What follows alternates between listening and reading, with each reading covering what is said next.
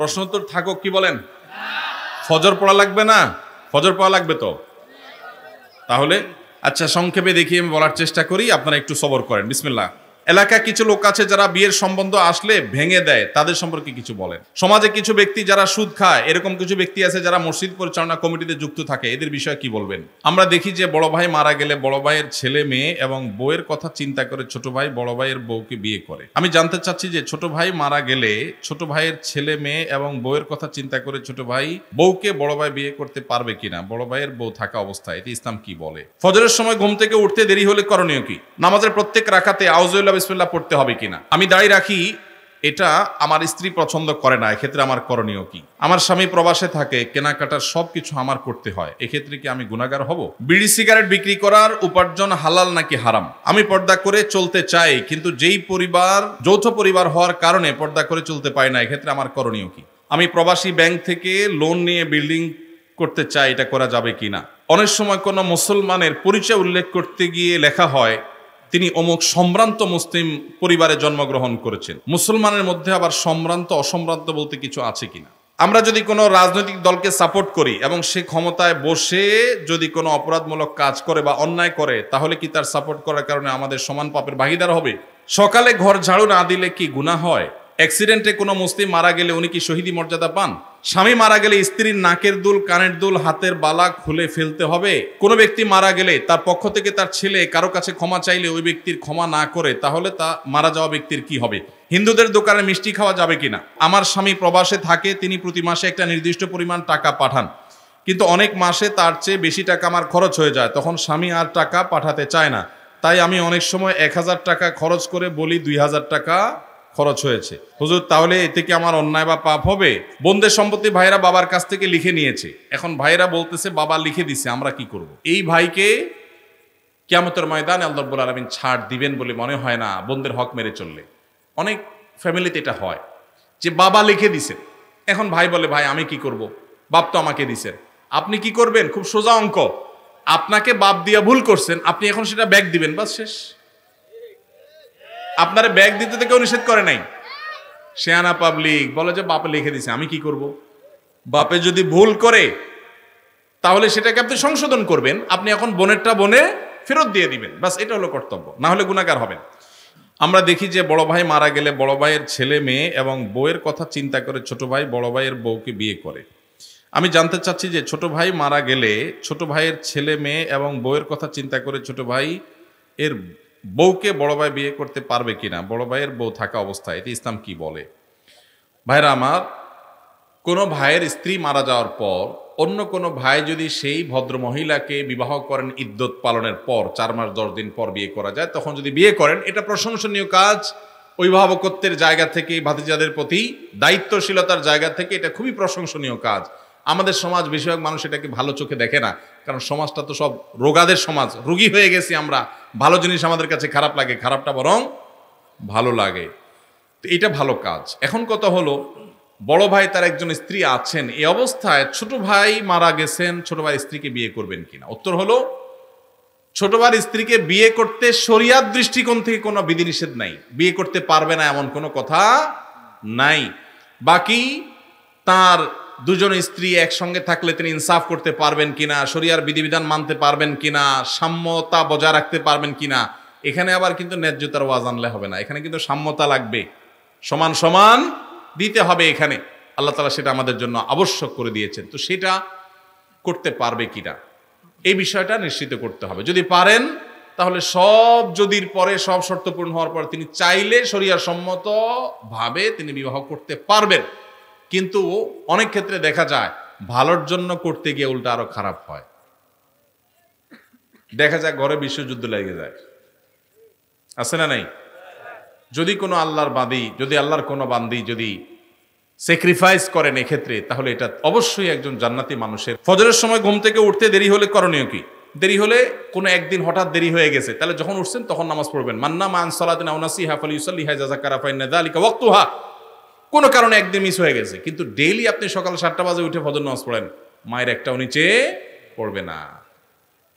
নামাজের প্রত্যেক রাকাতে আউযুবিল্লাহ বিসমিল্লাহ পড়তে হবে কিনা? আমরা যখন নামাজ পড়ব প্রত্যেক রাকাতের শুরুতে আমরা যখন সূরা ফাতিহা পড়বো, অন্য সূরা মিলাবো, এই সূরা ফাতিহার শুরুতে আউযু বিল্লাহি মিনাশ শাইতানির রাজিম বিসমিল্লাহির রহমানির রহিম দুইটাই পড়ে তারপরে সূরা ফাতিহা পাঠ করতে হবে। এটা সুন্নাত প্রত্যেক রাকাতে। আর সূরা ফাতিহার পরে যখন আরেকটা সূরা মিলাবো তখন কি বলতে হবে? বিসমিল্লাহির রহমানির রহিম পড়তে হবে। পড়ে আপনি নামাজ শেষ করবেন। এটা হলো সুন্নাহ। কোনো কারণে যদি ছুটে যায় নামাজ হয়ে যাবে, কিন্তু শুরুতে আউযু বিসমিল্লাহ দুইটা আর সূরা মিলানোর শুরুতে শুধু বিসমিল্লাহ, এটা পড়া কি সুন্নাত। আমি দাড়ি রাখি, এটা আমার স্ত্রী পছন্দ করে না, এক্ষেত্রে আমার করণীয় কি? যাদের দাড়ি রাখলে তাদের বউ অপছন্দ করে, তারা বউকে জিজ্ঞাসা করবেন আমি দাড়ি রাখলে তোমার আসলে অসুবিধাটা কি? তখন স্ত্রী বলবে তোমার দাড়ি রাখা, দাড়ি চাল অবস্থা দেখলে তোমার চাচার মতো লাগে, আমার ভাল লাগে না। এটা তো বলবে যে তোমার মুখে দাড়ি থাকলে আমার কাছে ভাল লাগে না, হুজুর হুজুর লাগে, চাচা চাচা লাগে। এটা যদি বউ বলে তখন বউকে বলবেন ঠিক আছে, তোমার ভালো লাগে না, এটার প্রতি শ্রদ্ধা রেখে আমি দাড়ি চেঁচে ফেলবো, শেভ করে ফেলবো।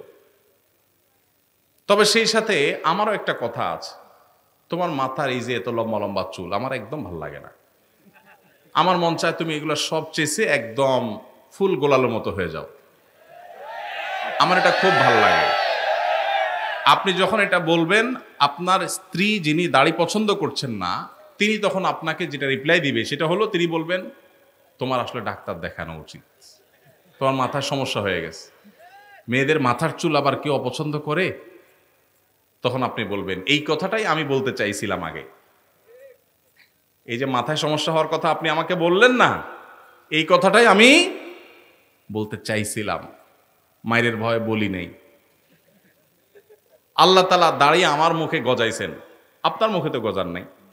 আপনি মেয়ে মানুষ, আপনার মুখে তো গজায় নাই। নখ আমারটাও বড় হয়, আপনারটাও বড় হয়। শরীরের অন্য সমস্ত অঙ্গ প্রত্যঙ্গ বর্ধনশীল যেগুলো সব আপনারও বাড়ে, আমারও বাড়ে। শুধু দাড়িটা আপনার মুখে গজাই না, আর আমার মুখে গজায় এবং বাড়ে। মোচটা গজায়, যেন মোচ ছোট ছোট রাখতে বলছে ইসলাম।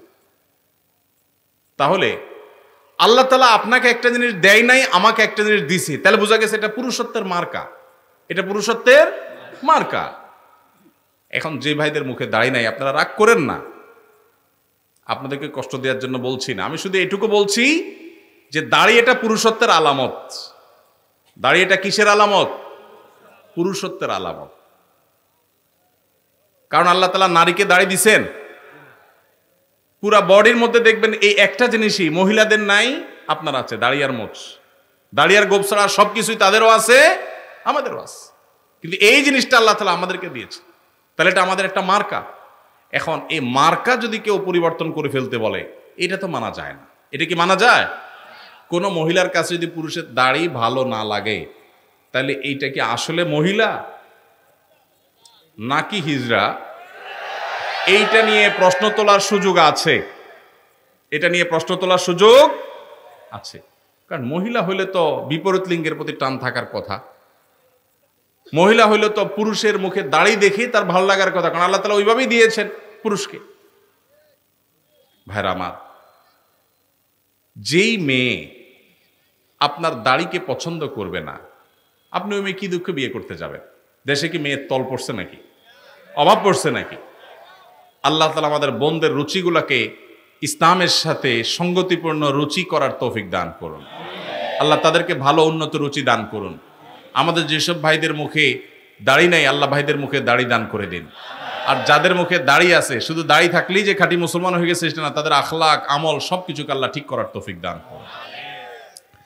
আমার স্বামী প্রবাসে থাকে, কেনাকাটার সবকিছু আমার করতে হয়, এক্ষেত্রে কি আমি গুনাহগার হব? কোনো বোন তার স্বামী যদি প্রবাসে থাকেন, দেশে তার বাজারঘাট করে দেওয়ার মতো কোনো মানুষ যদি না থাকে, তিনি যদি বাজারঘাট করার জন্য, কেনাকাটা করার জন্য যাওয়া লাগে, শরঈ পর্দা মেনটেন করে তিনি যেতে পারবেন, কিনতে পারবেন। তবে যদি অন্য কোনো পুরুষ লোক থাকেন আশেপাশের, যাদের দিয়ে কেনাকাটা কাজটা সারা যায়, তাহলে সেটাই করা উচিত, ওইটাই অধিকতর উত্তম। এবং আজকাল অনলাইনে অনেক জিনিসপত্র কেনাকাটা করা যায়, বিশেষ করে শহরে চাইলেই অনলাইনে কল করলে বাসায় বাসায় মাল চলে আসে। সেই পদ্ধতি অবলম্বন যাদের করার সুযোগ আছে তারা সেটা করা উচিত। একান্ত কোনো উপায় না থাকলে তিনি অবশ্যই যেতে পারবেন, কিন্তু পর্দা মেনটেন করে। অনেক সময় আমাদের বোনেরা এই সুতা দিয়া, এই উজুহাত দিয়া লাগবে লবণ 1 কেজি, বাজারের এ মাথা থেকে ওই মাথা পর্যন্ত 7 চক্কর তওয়াব দিয়ে ফেলে, আছে না নাই? এই জন্য ইন্নামাল আমালু বিন্নিয়াত। আপনার স্বামী প্রবাসে আছে, বাজারে যাওয়া জায়েজ আছে, হুজুরের কাছ থেকে মাসালা নিয়েছেন, নিয়ে এবার বাজারে বাজারে ঘুরতেছেন অহেতুক, পর্দার সাথে গেলেন না বেপর্দার সাথে গেলেন, তাহলে অবশ্যই আপনি গুনাহগার হবেন। এই জন্য বোনরা আল্লাহকে ভয় করবেন, যতটুকু আপনার না হলে নয় ততটুকু আপনি করতে পারবেন, অবশ্যই পর্দার সাথে। বিড়ি সিগারেট বিক্রি করার উপার্জন হালাল নাকি হারাম? যেই জিনিস খাওয়া পান করা ব্যবহার করা হারাম, ওইটার কেনা বেচা করাও। ইসলামে যে জিনিসটা খাওয়া পান করা ব্যবহার করা নিষেধ, সেটার বেচা কেনা করাটাও। দোকানদার নিজে লম্বা দাড়িওয়ালা নামাজি মানুষ, হাজি সাহেব মানুষ, নিজে বিড়ি সিগারেট খায় না, নিজের 14 গোষ্ঠীও খায় না, কিন্তু বেচে, তাহলে তার উপার্জন হালাল হবে না। এখন প্রশ্ন হলো, একটা দোকানে অনেক আইটেম আছে, একটা নাজায়েজ বা গুনাহের আইটেম বেচার কারণে সবগুলো যে হারাম হয়ে যাবে তা না। এইটা বিক্রি করে যে লাভ করছে ওইটা নাজায়েজ হবে, বাকি যেগুলো হালাল আছে, চাল ডাল বিক্রি করছে সেগুলো হালাল হবে। অবশ্য চাল ডাল বিক্রি করলেই যে হালাল হবে এমন না, যদি দেশি মশারের সাথে ইন্ডিয়ান মশারে মিশায় বিক্রি করেন হালাল হবে না হারাম হবে? আইটেম হালাল হলেও 2 নম্বরই করার কারণে উপার্জনটা হারাম হয়ে যাবে। তো এই জন্য যারা মুজি দোকানদারি করেন তারা বলবেন, ভাই তাহলে বিড়ি সিগারেট ছাড়া তো দোকান চলে না, কি করব? এটাই তো আপনার চ্যালেঞ্জ। আল্লাহর জন্য আপনি স্যাক্রিফাইসটা কি করলেন? কিয়ামতের ময়দানে আল্লাহর কাছে জান্নাত চাইবেন কোন মুখে? এটাই তো স্যাক্রিফাইস। স্যাক্রিফাইসের বিনিময়ে তো জান্নাত আশা করবেন। আপনি আল্লাহর জন্য হারাম জিনিস বিক্রি করলেন না, দোকানে লেখা দিলেন, ভাই আমি এই যে আমাদের মুসলমানদের রক্তচোষা যারা, তাদের জিনিস রাখি না, বিড়ি সিগারেট রাখি না, ধূমপানের আইটেম রাখি না, এগুলো এই দোকানে বিক্রি করা হয় না, লেখা টাঙ্গায় দিছেন। এতে কিছু বিড়িখোর, সিগারেটখোর, গাঞ্জাখোর কাস্টমার কমবে, এতে আপনার টাকা ক্যাশে একটু কম আসবে। ওই টাকা যদি আসতো ওইটা এমনিই বরকত নষ্ট করে দিত। ওই বেবরকতি গাঞ্জাখোর আর বিড়িখোর সিগারেটখোরের টাকা না আসলে আপনার আল্লাহ তাআলা না খাওয়ায় মারবে না ইনশাআল্লাহ। এর জন্য হিম্মত দরকার হয়, হিম্মত। কিছু কেনাবেচা কম হোক, কিছু কাস্টমার কম আসুক, আমি একটু কম খাবো, আমার ইনকাম একটু কম হবে, বিনিময়ে আমি জান্নাত পাবো ইনশাআল্লাহ। মনে শান্তি থাকবে যে আমি ক্যান্সারের আইটেম বিক্রি করে একটা মানুষকে সর্বশান্ত করার দায়ে আমি দায়ী হলাম না। দোকানদার ভাই যত সিগারেট বিক্রি করলেন, এই সিগারেটগুলো যারা কিনছে খাইছে, এর মধ্যে বহু লোক ক্যান্সারে আক্রান্ত হয়ে গেছে। বাংলাদেশে ক্যান্সারের যে রেশিও, ঘরে ঘরে ক্যান্সারের রোগী, এবং ক্যান্সারের সবচেয়ে বড় কারণ, যেই কারণে সবচেয়ে বেশি সংখ্যক মানুষ ক্যান্সারে আক্রান্ত হয়, সেটা হলো ধূমপান। এই ধূমপান আইটেম আপনি বিক্রি করছেন, নিজে খান নাই, যে খাইছে, খাইতে খাইতে একসময় ক্যান্সার হয়েছে, জমি জমা সব বিক্রি করে সর্বশান্ত হয়ে বাচ্চাদের ইতিম করে চলে গেছে। আপনি আল্লাহর কাঠগড়ার আসামি, কারণ তার ক্যান্সার হওয়ার পিছনে আপনারও ভূমিকা আছে। আপনি বলবেন, ভাই আমি না বেচলে কি হবে? কেউ না কেউ তো বিক্রি করবেই। এর উত্তর হইল, একজন মানুষ তার হয়তোবা সে কোনো কারণে কারোর খুনের শিকার হবে, আপনি নিশ্চিত হয়ে গেছে, তখন আপনি চিন্তা করলেন সে যেহেতু খুনের শিকার হবেই, কেউ তারে খুন করবে অন্যায়ভাবে, তাহলে আমিই করি। এই কাজটা করবেন কোনোদিন আপনি?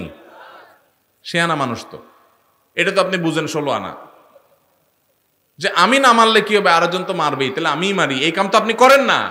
তাহলে এই লোকটা অন্য কারোর কাছ থেকে বিড়ি সিগারেট কিনে খায়া ক্যান্সার হয়ে মরবে, সন্তানদের অসহায় করে রেখে যাবে, সর্বশান্ত হয়ে যাবে।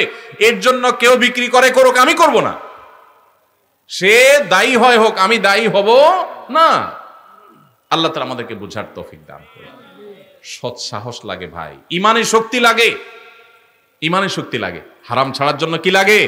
ইমানের শক্তি লাগে। আল্লাহ আমাদেরকে সেই ইমানের শক্তি দান করুন। ইমানের শক্তি থাকলে ইনকামটা একটু কম হবে, বাসা থেকে একটু খোঁচাখুচি শুনতে হবে। বউ বলবে, তোমার লগের দোকানদার বিল্ডিং একটার পর একটা তুলতেছে, তালার পরে তালা তুলতেছে, কি দোকানদারি করো তুমি, ভাতের টাকা জোগাড় করতে পারো না। এগুলো কিন্তু শোনা লাগবে, মাথায় যেন থাকে, এগুলোর জবাব দিতে হবে স্ত্রীকে, সেজন্য বোঝাতে হবে। আমরা কি জান্নাতে যাব না জাহান্নামে যাব, আগে সে সিদ্ধান্ত নিতে হবে। যদি জান্নাতে যেতে চাই তাহলে আমরা এটা করব না। আমি যে বিড়ি সিগারেট বিক্রি করে মানুষের মরার কারণ হব, ক্যান্সারের কারণ হব, জান্নাত তো পরে, দুনিয়াতেই তো আমার বিবেকে আমাকে বাধা দিবে যে একটা মানুষের ধ্বংসের জন্য আমি ভূমিকা রাখলাম। তাহলে এই হারাম জিনিস ছাড়বো তো ইনশাআল্লাহ। আল্লাহ আমাদেরকে তৌফিক দান করুন। আমি পর্দা করে চলতে চাই, কিন্তু যেই পরিবার যৌথ পরিবার হওয়ার কারণে পর্দা করে চলতে পারি না, এক্ষেত্রে আমার করণীয় কি? যৌথ পরিবারে পর্দা করাটা একটু কঠিন, একটু কষ্টের, ডিফিকাল্ট। এক্ষেত্রে দরকার হয় সবার সহযোগিতা। আমরা ছোটবেলায় আমরা দেখেছি যৌথ পরিবারের থেকেও মানুষ পর্দা করার চেষ্টা করত। একই বাড়িতে কয়েকজন মানুষ বসবাস করত, কয়েক ভাই আসতেন, সবার স্ত্রী বাসায় আছেন, একই ঘরে এক একটা কক্ষে এক একজন থাকেন। তো বাহির থেকে আসলে অনেক সময় গলা পরিষ্কার করে ঢুকতো, গলা পরিষ্কার করে প্রবেশ করত, যাতে করে মেয়েরা তারা নিরাপদে সাইড হয়ে যায়, পর্দার খেলাপ না হয়। এখন হায়া লজ্জা এমন উঠছে, হনহনায় ঢুকে যায়, ন্যূনতম পর্দার বিধানটা জানেই না। এটা মুসলমানদের জন্য লজ্জা। যৌথ ফ্যামিলিতে থেকে পর্দা করা সম্ভব যদি সবার সহযোগিতা থাকে। ঠিক আছে, পুরুষরা যখন আসবে মহিলারা সাইড হয়ে যাবে, পুরুষরা যখন বের হবে মহিলারা তখন সাইড দিবেন, মহিলারা যখন থাকবেন পুরুষরা ঢোকার আগে তাদের পারমিশন নেবেন, প্রাইভেসি মেনটেন করবেন। দেখুন, ইসলামের পর্দার বিধানটা হলো মানুষের প্রাইভেসি রক্ষা করার জন্য। মানুষের প্রাইভেসি মেনটেন করা, রক্ষা করা, এটা ইসলামের অনেক বড় একটা সৌন্দর্য, যে ইসলাম মানুষের প্রাইভেসি রক্ষা করেছে। একজন নারী, আপনি তার সৌন্দর্য তার অনুমতি ছাড়া বা তার সৌন্দর্য আল্লাহর অনুমতি ছাড়া আপনি দেখে অবলোকন করবেন, আপনার জন্য হারাম করা হয়েছে, তার প্রাইভেসি আপনি নষ্ট করছেন। আবার একইভাবে আপনি তাকে নিয়ে মনোজগতে যে বাজে জল্পনা কল্পনার মধ্যে হারিয়ে যাওয়ার আশঙ্কা আপনার মধ্যে আছে এই পর্দাহীনতার কারণে। এই কারণে আল্লাহ তাআলা আমাদের জন্য এটা নিষেধ করেছেন। এই জন্য যৌথ ফ্যামিলিতে থেকে পর্দা করা যায় যদি সবার সহায়তা থাকে। যদি না থাকে তাহলে আলাদা থাকবেন, ছোট্ট কুলঘর নিয়ে ফ্যামিলির সাথে বোঝাপড়া করে তাদেরকে বুঝায়া যে পর্দার জন্য আপনি আলাদা হচ্ছেন। অনেক সময় দেখা যায় অনেক মহিলা আছে আলাদা হওয়ার জন্য একটা সুতা খোঁজে, সুতা, এই সুতা খুঁজে এক একটা মাসালা বাইর করে হুদাই, কোনো কারণ ছাড়াই। তো এটা করা যাবে না। আর যদি সত্যিই পর্দার অসুবিধা হয় তাহলে স্বামীর কর্তব্য স্ত্রীর জন্য অবশ্যই পর্দার ব্যবস্থা করা, প্রয়োজনে সেটা বাছা আলাদা করে হলেও। মহিলাদের পর্দা করার ক্ষেত্রে মুখ ঢাকা কতটুকু জরুরি? বিশুদ্ধ মত অনুযায়ী, নিরাপদ মত অনুযায়ী মুখমণ্ডল পর্দার অন্তর্ভুক্ত, ঢাকবেন, মুখমণ্ডল প্রদর্শন করবেন না, প্রয়োজনে মাথা কাপড় টেনে দিবেন। আল্লাহ বলেছেন ইউদিনিনা আলাইহিন্না মিন জালাবিবিহিন্না, মাথার উপর যে কাপড় থাকে মেয়েদের পর্দার জন্য এটাকে জিলবাব বলা হয়। আল্লাহ বলেছেন এই জালাবিব তারা মেয়েরা টেনে দিবে। এই যে টেনে দিতে বলছেন, এটা কেন? এটাই তো মুখাবয়বকে ঢাকার জন্য। আম্মা জানা আয়েশা রাদিয়াল্লাহু আনহা বলেছেন হজের সময় আমি যখন নবীজি সাল্লাল্লাহু আলাইহি ওয়াসাল্লামের সাথে হজ করেছি, সেই বছর আমি ইহরামরত অবস্থা মেয়েদের জন্য মুখ উন্মুক্ত রাখতাম। যখনই কোনো পুরুষ চোখের এরিয়াতে চলে আসতো তখন আমি কাপড় টেনে দিতাম। এখান থেকে বোঝা যায় তারাও মেয়েদের চেহারার পর্দা করতেন। এটাই হলো অধিকতর বিশুদ্ধ এবং অধিকতর আপনার নিরাপদ মত। এই জন্য বোনরা পর্দা যখন করবেন মুখমণ্ডলও ঢাকার চেষ্টা করবেন, সেটা হবে এ ক্লাসের পর্দা। যারা সেটা করতে পারছেন না, অন্তত শুরুটা করেছেন, অবশ্যই তাদেরকে আমরা অ্যাপ্রিসিয়েট করব। আমি প্রবাসী ব্যাংক থেকে লোন নিয়ে বিল্ডিং করতে চাই, এটা করা যাবে কি না? বিষয়টা আমার জানা খুব দরকার। আপনি কি প্রবাসী ব্যাংক থেকে নিবেন না দেশি ব্যাংক থেকে নিবেন না অন্য কোন নামের ব্যাংক থেকে নিবেন সেটা বিষয় না। বিষয় হলো সুদভিত্তিক লোন নিলে সেটা হারাম।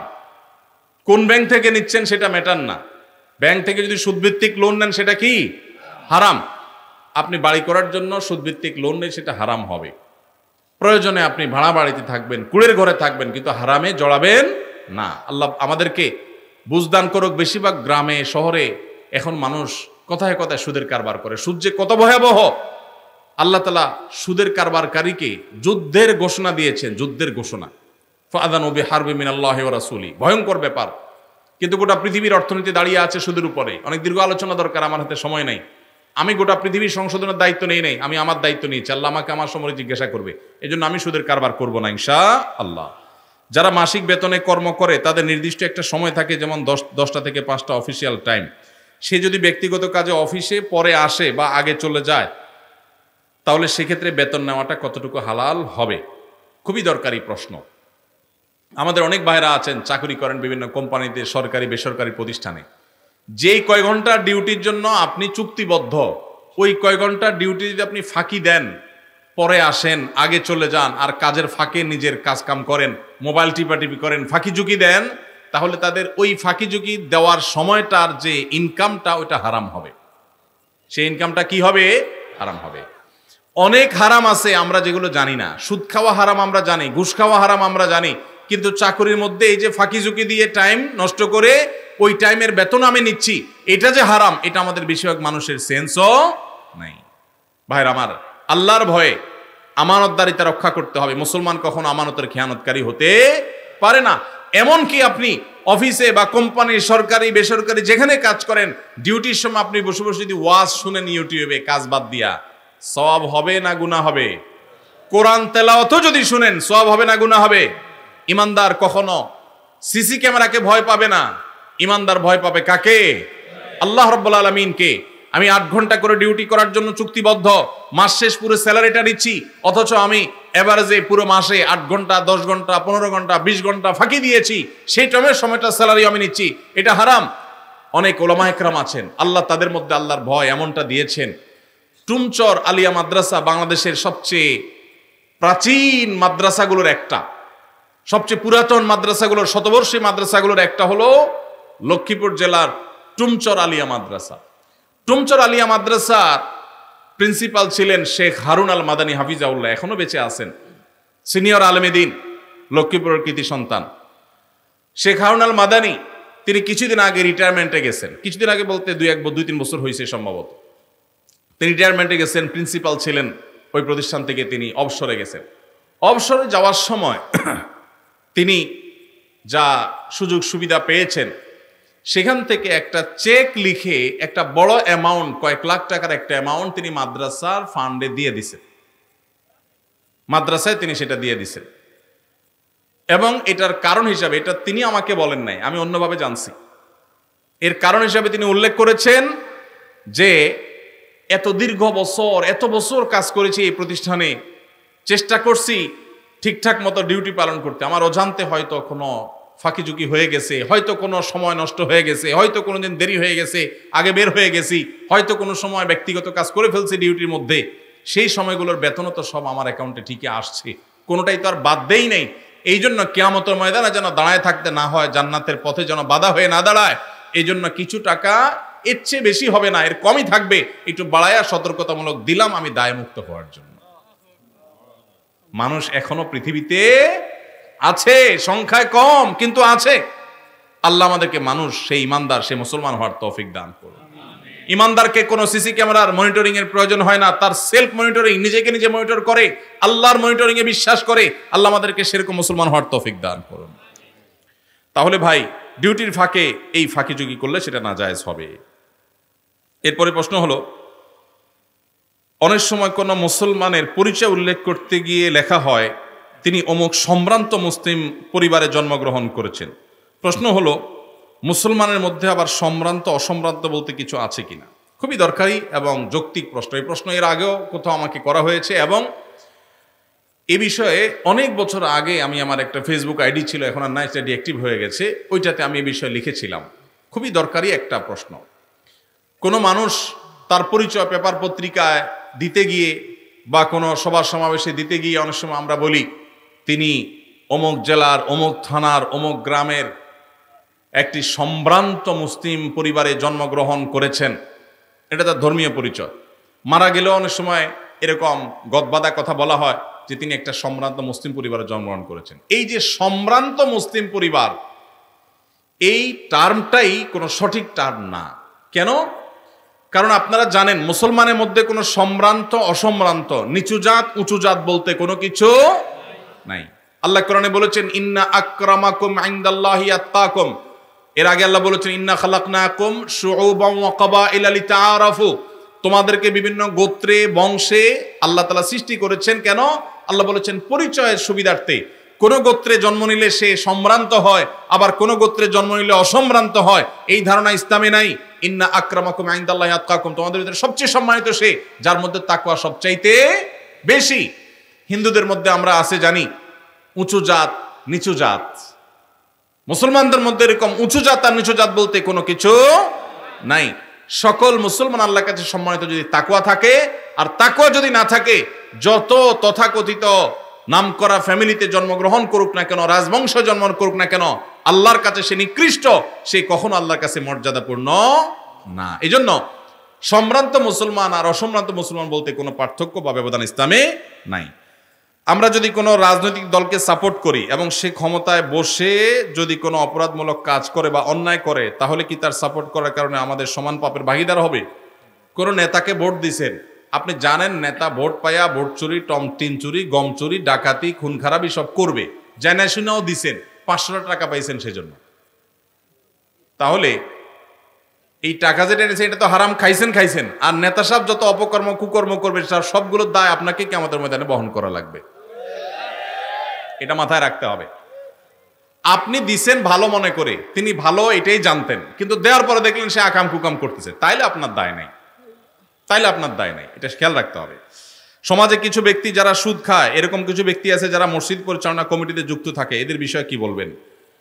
নতুন বাংলাদেশে অন্তত আপনাদের একটা সংস্কার করা দরকার, আমাদের একটা সংস্কার করা দরকার। মসজিদ কমিটিতে কোনো সুদখোর, ঘুষখোর, 2 নম্বর হারামখোর মানুষ থাকতে পারবে না। আল্লাহর ঘর পরিচালনা করবেন কারা? আল্লাহ কোরআনে কারিমে বলেছেন, ইন্নামা ইয়ামুরু মাসাজিদাল্লাহি মান আমানা বিল্লাহি ওয়াল ইয়াউমিল আখির ওয়া আকামাস সালাহ ওয়া আতাজ যাকাহ ওয়া লাম ইয়াখশা ইল্লাল্লাহ। আল্লাহর ঘর আবাদ করবে যাদের মধ্যে ঈমান আছে, যারা নামাজ কায়েম করে, যারা যাকাত আদায় করে, যারা আল্লাহ ছাড়া কাউকে পরোয়া করে না, মুত্তাকি পরেজগাররা। এখন মাংসপেশি দেখে, বাহুর জোট দেখে, টাকার জোট দেখে মসজিদ কমিটির সদস্য করা ঠিক না। এই জায়গা থেকে আমাদের বের হয়ে আসতে হবে। তবে হ্যাঁ, আমাদের অনেক কমিটির ভাইরা আছেন যারা হয়তো নিজেরা সঠিক পথে ছিলেন না, মসজিদের সংস্রবে আসার পর, দায়িত্ব পাওয়ার পর তারা নিজেদের পরিবর্তন করেছেন, তাদেরকে অবশ্যই আমরা সাধুবাদ জানাবো এবং মাথার উপর তুলে রাখবো। এবং যারা এখনো সংশোধন হন নাই তাদেরকে আমরা বলবো, আপনারা সংশোধন হয়ে যান, পরিবর্তন তো করার দরকার নাই। কিন্তু নিজে নামাজও পড়ার খবর নাই, মসজিদ কমিটির সভাপতি সেক্রেটারি চেয়ার দখল করে রাখবেন, এটা কোনো অবস্থাতে মানা যায় না। আমাদের নিজেদেরকে পরিবর্তন করার সিদ্ধান্ত নিতে হবে। এগুলো এলাকায় কিছু লোক আছে যারা বিয়ের সম্বন্ধ আসলে ভেঙে দেয়, তাদের সম্পর্কে কিছু বলেন। খুব দরকারি একটা প্রশ্ন ভাই, খুব দরকারি একটা প্রশ্ন। আমাদের দেশের গ্রামে গঞ্জে এই ধরনের নিকৃষ্ট মানুষ, এই ধরনের ফাসিক এবং পাপিষ্ট মানুষ বহু আছে। এমনকি অনেক লোক আছে নামাজ কালাম পড়ায়, মসজিদে জামাতের সাথে নামাজ আদায় করে, কিন্তু মানুষের বিয়ের শাদী উপলক্ষে খোঁচাখুচি করে। কোন এলাকাতে একটা মেয়ের খবর নেওয়ার জন্য আরেক এলাকা থেকে মানুষ আসছে এলাকাতে, আপনাকে পাইছে একটা পুকুরের ঘাটে উজু করতেছেন, দেখছে যে মসজিদের পুকুরের ঘাট উজু করতেছে, বেচারা নামাজি মানুষই হবে। জিজ্ঞাসা করছেন, ভাই সালাম আলাইকুম, আপনাদের এলাকায় অমুক মেয়েটার সম্পর্কে কিছু জানেন কিনা? আপনি চিন্তা করছেন, আরে তো আপনার শত্রুর মেয়ে, আপনার সাথে তার আইল ঠেলাঠেলি আছে, এই চান্সে আপনি শত্রুতা উদ্ধার করার জন্য বলছেন, ভাই আল্লাহ বাঁচাইছে, আপনি আমার কাছে আসছেন ভাই। এই বইলা যে আপনি একটা শয়তানি শুরু করে দিলেন, আস্ত ডাহা ডাহা মিথ্যা কথা বলে ওই বিয়েটা ভাঙে দিলেন।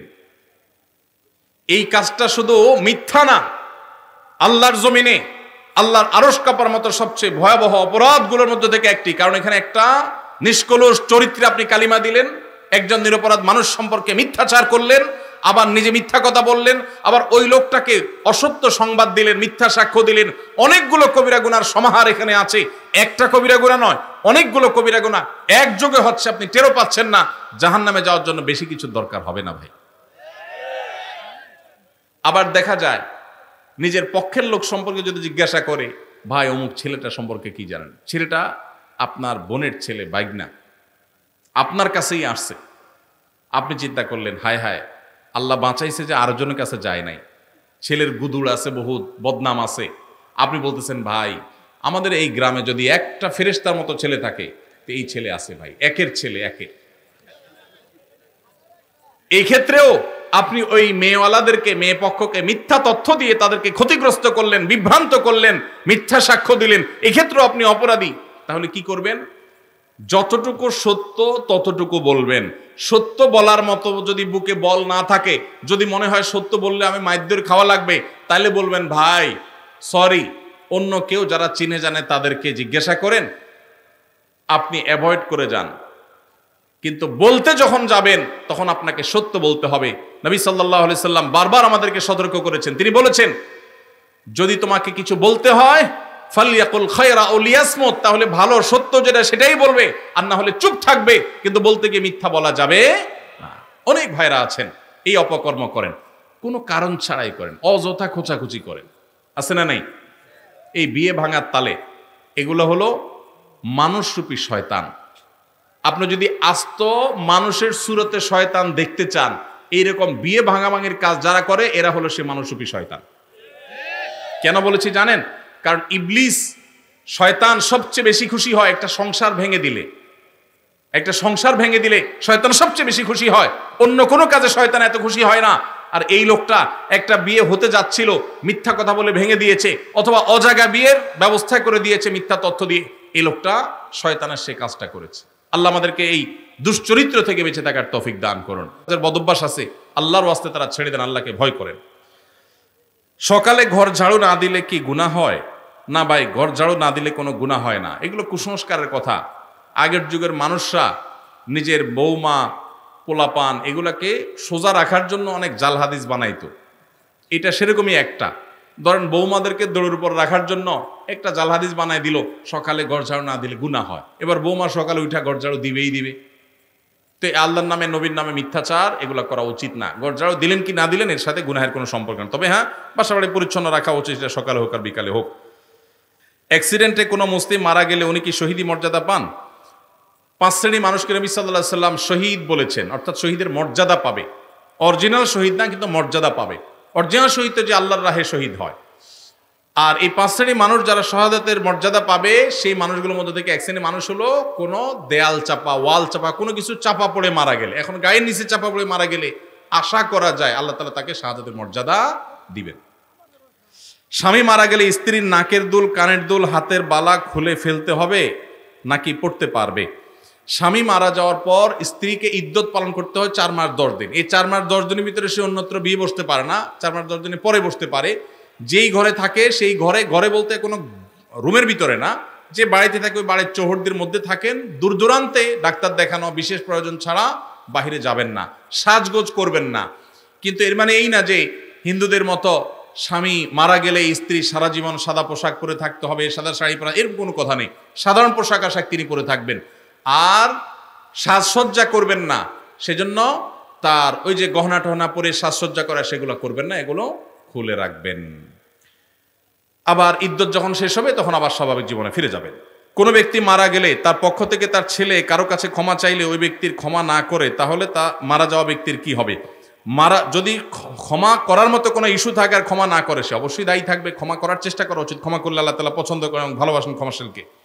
হিন্দুদের দোকানে মিষ্টি খাওয়া যাবে কিনা? হিন্দুদের দোকান থেকে যদি আপনি মিষ্টি কিনেন, সেটা হালাল হলে আপনি খেতে পারেন। এখন যদি হারাম হয় সেটা খেতে পারবেন না। এখন হালাল কি হারাম এটা যদি আপনার সন্দেহ তৈরি হয়, যে অনেক ক্ষেত্রে তারা আপনার কোনো নাপাক জিনিস তারা পবিত্র মনে করে মিশায় কিনা, সন্দেহ যদি আপনার তৈরি হয়, তাহলে সেটা খাবেন না, অ্যাভয়েড করবেন। যদি হালাল নিশ্চিত জানেন তাহলে খেতে অসুবিধা নাই। আর যদি হারাম হালালের মধ্যে সন্দেহ থাকে, তাহলে সন্দেহের ঊর্ধ্বে থাকাই হলো তাকওয়ার দাবি। রোজা অবস্থা গীবত করলে কি হয়? রোজা অবস্থা গীবত করলে রোজার অঙ্গহানি হয়, রোজার কোয়ালিটি নষ্ট হয়। নবী সাল্লাল্লাহু আলাইহি ওয়াসাল্লাম বলেছেন, অনেক লোক রোজা রাখে, রুব্বা সাইমিন লাইসা লাহু মিন সিয়ামিহি ইল্লাল জু'। অনেক লোক রোজা রেখে উপোস থাকা ছাড়া কোনো লাভ হয় না। কারণ রোজা রাখে আবার গীবত করে, মিথ্যা কথা বলে, অনর্থক কাজ করে। নবী সাল্লাল্লাহু আলাইহি ওয়াসাল্লাম আরো বলেছেন, মাল্লাম ইয়াদা কাউলা যুরি ওয়াল আমাল বি ফালাইসা লিল্লাহি হাজা আন ইয়াদা তাআমাহু ওয়া শারাবা। যে ব্যক্তি রমজানে রোজা রেখে মিথ্যা কথা মিথ্যা কাজ ছাড়লো না, তার উপোস থাকাতে আল্লাহর কোনো ঠেকা পড়ে নাই। রমজান রোজাকে আপনাদের সার্থক করার জন্য এবছর একটা ছোট্ট নতুন বই আমাদের আসছে, মাহে রমজানের 27 আমল, মাসনুন আমল। বইটা ইনশাআল্লাহ সপ্তাহের ভিতরে চলে আসবে। আশা করি এটা আপনাদের উপকার আসবে ইনশাআল্লাহ। 2টি প্রশ্ন আছে আর। একটা হলো, আমার স্বামী প্রবাসে থাকে, তিনি প্রতি মাসে একটা নির্দিষ্ট পরিমাণ টাকা পাঠান, কিন্তু অনেক মাসে তার চেয়ে বেশি টাকা আমার খরচ হয়ে যায়, তখন স্বামী আর টাকা পাঠাতে চায় না। তাই আমি অনেক সময় 1000 টাকা খরচ করে বলি 2000 টাকা খরচ হয়েছে। হুজুর, তাহলে এতে কি আমার অন্যায় বা পাপ হবে? যদি দয়া করে একটু জানাতেন অনেক উপকৃত হতাম। দেখুন, মিথ্যা কথা বলা জায়েজ নাই। প্রয়োজন একটু কম খাবেন, স্বামী কম পাঠালে কম খাবেন, কিন্তু মিথ্যা কথা বলবেন না। যদি গুড়ায় গাড়ায় কোনোভাবে আপনি রাখতে পারেন সেটা জায়েজ আছে। ডাহা মিথ্যা কথা বলবেন, এটা এত সহজ না, এটা জায়েজ হবে না। অনেকে আছে বউয়ের জামাইয়ের সাথে আর জামাইয়ের বউয়ের সাথে মিথ্যা কথা বলে, আছে না নাই? এগুলা জায়েজ নাই। বাইরের থেকে শাড়ি কিনছেন 500 টাকা দিয়া, বউটা একটু সোজা সরল পাইছেন, আয়সা বলতেছেন 5000 টাকা দিয়ে শাড়ি আনছি তোমার জন্য। জায়েজ হবে না? না জায়েজ হবে। একটা হাদিস আছে, বউয়ের সাথে মিথ্যা কথা বলা জায়েজ। এই কথা শুনে অনেকে আছে ডেইলি সকাল বিকাল বউরে এরকম গোল দিয়ে ধোকা দেয়। এই মিথ্যা বলা জায়েজ নাই। কোন মিথ্যা বলা জায়েজ? পাম্পট্টিমূলক মিথ্যা বলা জায়েজ। পাম্পট্টিমূলক মিথ্যা বুঝেন? বউরে বললেন তোমার চাইতে সুন্দর এই পৃথিবীতে আর কেউ হতে পারে না, অসম্ভব, অথচ এটা মিথ্যা কথা, কিন্তু বলছেন। বউ আবার আপনারে বলল। এই টাইপের পাম্পট্টিমূলক মিথ্যা বলা জায়েজ আছে। ডাহা মিথ্যা কথা। গোশত আনছেন 1 কেজি, আয়না বলতেছেন আধা কেজি। 3 কেজি, আয়না বলতেছেন 1 কেজি। বউ বলতেছে মাশাআল্লাহ আমার জামাইটা অনেক চালাক, আমার বাপে কিনলে দেখি অল্প একটু হয় 1 কেজি, আরে দেখি 2 কেজি 1 কেজি হয়ে গেছে। তো এরকম চালাকি করে বউয়ের কাছে ভালো সাজবেন, একদিন ওই রেট লাগানো দাম লেখা ট্যাগটা চোখে পড়বে, সারা জীবনে বিশ্বাস একসাথে শেষ হয়ে যাবে। যে বেটাতে প্রতিদিন আমার 500 টাকা শাড়ির 5000 টাকা বলে বেচছে, এই 2 নম্বরই করা জায়েজ নাই। বাংলাদেশের মাদ্রাসার অনেক সুপার প্রধানরা দাখিল আলিম পরীক্ষার্থীদের নকল সরবরাহ করে বা তার সাথে জড়িত থাকে, এদের বিধান কি? আল্লাহ মাফ করো, খুবই ভয়ঙ্কর কথা। শিক্ষক নিজে যদি সন্তানকে, শিক্ষার্থীকে নকল সরবরাহ করে, এটা হলো নিকৃষ্ট শিক্ষক। এই শিক্ষক সন্তানরে কি শিখাবে? শিক্ষক কেন, এখন বাপ মা নকল টাকা দিয়ে কিনে এনে সন্তানকে সরবরাহ অনেক ক্ষেত্রে করে। এই বাপ মা কোনো আদর্শ বাপ মা হতে পারে না।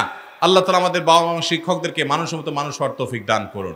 যে প্রতিষ্ঠানের শিক্ষক বা শিক্ষা প্রতিষ্ঠান প্রধান এরকম 2 নম্বর কাজ করে, সেই প্রতিষ্ঠানের সন্তান পড়াবেন না। সেখান থেকে সন্তান মানুষ হবে না, ডাকাত হবে, অমানুষ হবে বা খারাপ জিনিস শিখবে। আল্লাহ আমাদের সন্তানদের ঈমান আমলকে হেফাজত করার তৌফিক দান করুন। জাযাকুমুল্লাহু খায়রা ওয়া আখিরু দাওয়ানা আলহামদুলিল্লাহি রাব্বিল আলামিন।